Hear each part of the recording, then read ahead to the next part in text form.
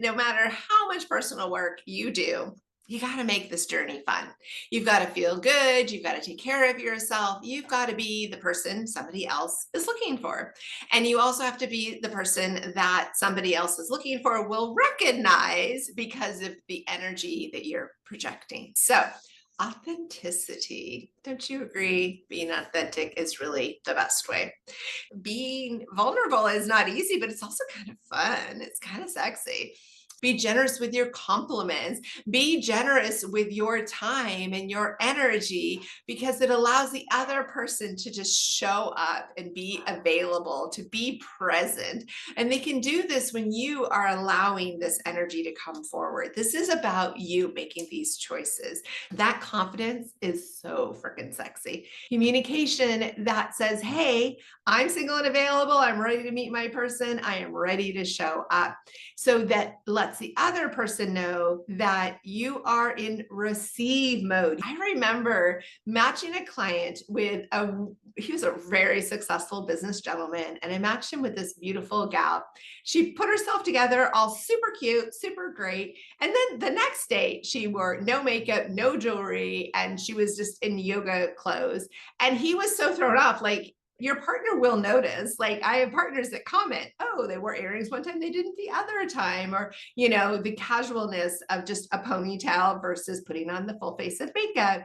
Something that I think is getting lost in the dating world is we're so caught up in the physical. Are you hot? Somebody who is being compassionate is super irresistible love magnetic energy because you feel like you matter. You're a person who stands out. You're not just somebody in the crowd, that they're actually making a point to connect with you individually. And that's really special. That's powerful. Empathy is really creating, like, if there's something that you can relate with, there's a shared compassion there. And there's something about the realness, the rawness, the authenticity that comes with it. Some people get so set in their ways of how they want a date to go, where they want to eat, what all their plans are, what their time frame is. And you being somebody who's flexible, accommodating, maybe your future date is going to be running a little bit late.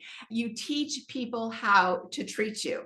So from the beginning of a relationship, you will find that magnetic energy that you have and want, you need to keep expressing it because you've taught them in the beginning how they want to be treated, how they want to be desired. Whatever's happening in your life is a direct mirrored reflection of what you are giving out to the world. Like, write this down in bold, underlined, circle it, because the better you are at listening to the person that you are communicating with, whether it's a dating app or I've matched you or you met them at a bar or a friend introduced you or you were at a sporting event, you guys ended up playing a game together. People love it when they feel like they're not just talking into space. I love knowing that you are listening to this video. I am creating this for you. I am designing this to support you. It's about your presence. It's about you making eye contact with the person that you're interested in and tuning out all these other distractions. Perspective in life can shift quite a bit. Perspective and possibilities can make a big difference. You have the opportunity to attract the relationship magnetically through all this love mojo you are sending out. I think one of the challenges that's happened is that people get into a scarcity mindset when it comes to dating, that they end up limiting their possibilities. All the good ones are gone. Because you know what? I'm a matchmaker and I know a ton of great singles. So I know that all the good ones are not gone. So to get to that place, you have to let go of fear. This is probably the biggest one. Yes, there's fear of rejection, fear of vulnerability, fear of the unknown, but there's also the fear of missing out. There is a real FOMO of the world when it comes to dating. And when you are freeing yourself from this lost, some of them tried to get out of that because there's also a fear of actually being successful. There's a fear that they will actually no longer be complaining about it not working for them and them not getting the relationship that they want. It is a reality. I remember one time, one of my clients, she had wanted to meet somebody to have kids, and obviously has started a family and have a couple children. Well, she put so many kids all over her vision board. I was like, hold on, you don't want to have 12 children. In order to build an abundance mindset with dating, you need to go in with a positive expectation. You're going to feel really gorgeous and you're going to feel good about spending time with somebody else. Our time is valuable. So is our heart. So is our energy. You need to be open. You need to be available. You need to say, you know what? I don't know what my person's going to look like. I've done this for so many people. I kind of have a little cheat sheet head start. But as you are doing this, you have to realize you don't have all the answers. You don't know who your person's going to be. That's why you are looking and searching and being open to love. I want my relationship. I want my person.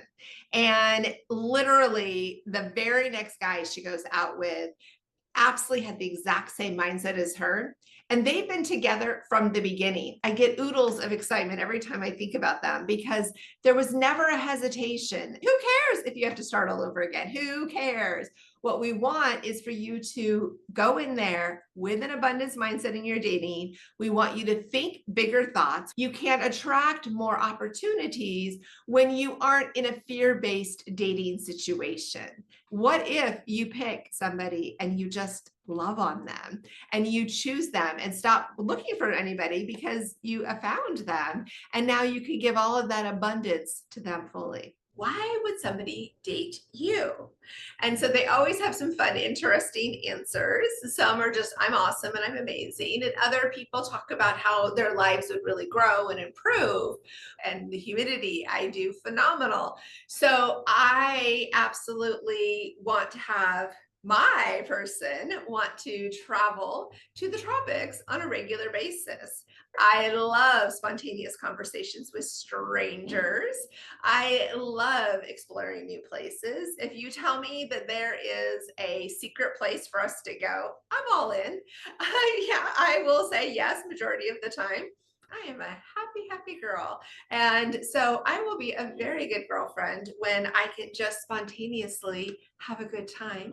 I will break out in spontaneous dance down the street. I definitely will not be a good girlfriend if you are going to be uptight and judgmental and insecure. I remember dating a guy and I put my hand on his leg and he was so thrown off and he was like, no, no, no, don't do that because my body's responding. So if you were my boyfriend, would you be somebody who would learn to understand when I need a break or I need to just decompress? Are you somebody who's going to care to make plans? I can't wait to be with somebody that sends me a good morning message. They're oozing with so much love and kindness and warmth, but nobody's receiving it because they don't have anyone to give it to. Like once you get into a relationship, you now are in a commitment together to make plans together, to negotiate things, to talk about what do you want to do for the weekend? Are you somebody who just loves to cook and wants to be able to have somebody to cook for? Are you somebody who loves to go out on the town, but you really want to do it with a partner? Are you somebody who just loves to sleep in and just relax and enjoy? Are you somebody who really has been wanting a partner to grow, like build a business together, build a future together? But no matter what, there's nothing that beats a good morning or a good night message from somebody you are attracted to. I was listening to a book the other day and they were commenting about how a club is a higher standard when there's a door fee versus just a walk-in. And there's kind of a little bit of that. There's a vulnerable cost to putting yourself out there. Then there's, of course, the financial cost of going on dates. What is the cost of vulnerability? What is the cost of you getting to a place emotionally where you're willing to be seen and heard and make yourself available? There is a cost to isolation. There is a cost to being so independent and so separate that you forget what it's like to have somebody that you can trust, somebody that you can get close to. When you think about the cost of love, it isn't just, oh, you're single. Why are you still single? It's more of, well, what do you want and what will that look like and what are you willing to do to invest? If you are all on your own trying to motivate yourself to get out there, it's going to be harder, it's going to be challenging, and that's part of that cost of vulnerability, being out there and saying, hey, hi, I'm single and available and I want to meet you, and you might reject me. It's so important for you to feel good about the process, but also know that it is an investment of vulnerability. It's a financial investment. It is a time investment. When you start dating and you are opening yourself to love, there's going to be a cost of all of it. But the question is the cost greater than the cost of being single, not going out, not being touched, not having intimacy, not having flirting? Have you ever thought about the singles tax? Recently, I stumbled across a show talking about the cost of being single, and I was super intrigued by it because it's something I've always kind of thought about. It's kind of nice having somebody split the electric, split some of the grocery expenses, somebody to eat at home with when you kind of had to stay home. I mean, there's a lot of avenues that it's just expensive to do it all on your own all of the time. So there's a different type of lifestyle that comes with being single, and there is a different lifestyle that comes once you're in a relationship. There's a lot of independence that comes with being single. And yes, the cost is more, but you also get control of the remote control. There's a tax to just life and vulnerability. So I'm curious, what single taxes have you incurred? Which ones would you like to get rid of? Which ones are you like, hey, this is worth the cost of being single? I'm good with it.